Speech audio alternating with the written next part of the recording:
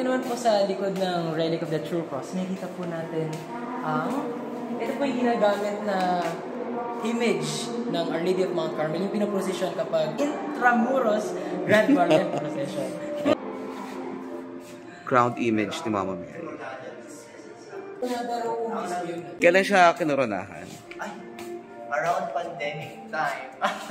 Pandemic era din ng Eche Mater Tua, o ang paghahabilin ni Jesus sa kanyang ina kay Juan Evangelista. Usual, may kita natin. Ito hindi talaga mawawala, lalo na tuwing may pabasa. Yes, kahit sa ang church, no?